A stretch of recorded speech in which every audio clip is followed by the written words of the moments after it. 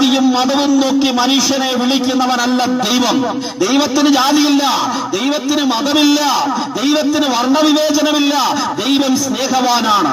മനുഷ്യൻ ദൈവത്തെ തേടി എവിടെയൊക്കെ നടക്കുകയാ, സകല മലകളുടെ മുകളിലും സകല ദേശങ്ങളിലും വിദൂരദേശങ്ങളിലൊക്കെ ദൈവത്തെ തേടി നടക്കുകയാ. അവന്റെ സങ്കല്പങ്ങൾക്കകത്ത് ദൈവത്തെ അവൻ കണ്ടെത്തുവാനുള്ള അന്വേഷണത്തോടെ പല ഭാഗങ്ങളിൽ അവൻ ഓടി നടക്കുമ്പോ ഞങ്ങൾ പ്രസംഗിക്കുന്ന ക്രിസ്തീയ മാർഗത്തിന്റെ പ്രത്യേകത ദൈവം മനുഷ്യനെ തേടി വന്നു. മറ്റ് ചിന്താഗതികളൊക്കെ ഇവിടെ മനുഷ്യൻ ദൈവത്തെ തേടി നടക്കുമ്പോ ഞങ്ങൾ പ്രസംഗിക്കുന്ന ഈ സത്യസുവിശേഷത്തിന്റെ പ്രത്യേകത ഈ ദൈവം മനുഷ്യനെ തേടി വന്നു. എവിടെന്നാ തേടി വന്നതെന്നറിയാമോ? മനുഷ്യരാരും ഇന്നുവരെ കയറിയിട്ടില്ലാത്ത സ്വർഗത്തിൽ നിന്ന്. സ്വർഗം ഇതുപോലെ ഈ ഭൂമി മനുഷ്യന് ജീവിക്കുവാൻ 80, 90, 100 വയസ്സ് വരെയൊക്കെ മാക്സിമം മനുഷ്യന് ജീവിക്കുവാൻ ദൈവം കൊടുത്തതാണ് ഈ ഭൂമിയെങ്കിൽ ഇന്നുവരെ മനുഷ്യൻ എത്തിച്ചേർന്നിട്ടില്ലാത്ത, മനുഷ്യൻ കടന്നു ചെന്നിട്ടില്ലാത്തൊരു സ്ഥലമുണ്ട്, സ്വർഗം. ആ സ്വർഗത്തിലാണ് ദൈവം വസിക്കുന്നത്.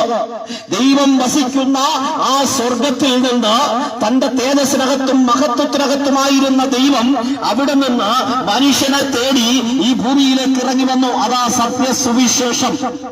ദൈവം മനുഷ്യനെ തേടി വന്നു. ഏത് മനുഷ്യനെയാ തേടി വന്നതെന്നറിയാമോ? ഒരു പ്രയോജനമില്ലാത്ത, ഒരു നന്മയും വസിക്കാത്ത, എപ്പോഴും പാപത്തിലേക്ക് മാത്രം ചായ്വുള്ള, എത്ര ശ്രമിച്ചാലും നന്മ ചെയ്യാൻ കഴിയാത്ത, പാപാന്തകാരത്തിൽ കഴിയുന്ന മനുഷ്യനെ തേടി ഈ ഭൂമിയിലേക്ക് വന്നതാണ് ഞങ്ങൾ പ്രസംഗിക്കുന്ന ദൈവം.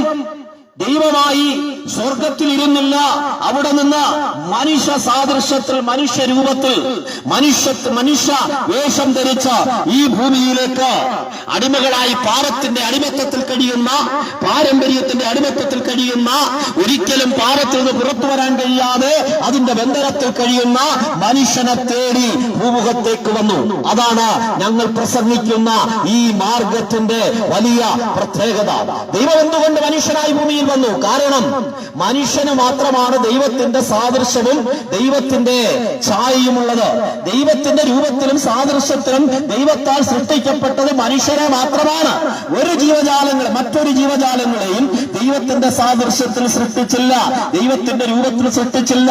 എന്തുകൊണ്ട് മനുഷ്യനെ ദൈവത്തിന്റെ രൂപത്തിലും ദൈവത്തിന്റെ സാദൃശ്യത്തിലും സൃഷ്ടിച്ചു എന്ന് ചോദിച്ചാൽ അത് ദൈവത്തിന് മനുഷ്യനോട് കൂട്ടായ്മയാചരിക്കാനാ. ദൈവം തന്നോട് കൂടെ കൂട്ടായ്മയാചരിക്കുവാൻ, തന്നോട് കൂടെ ഇരിക്കുവാൻ, തന്നോടുകൂടെ സ്വർഗത്തിൽ വസിക്കുവാൻ ദൈവത്താൽ സൃഷ്ടിക്കപ്പെട്ടവനാണ് മനുഷ്യൻ.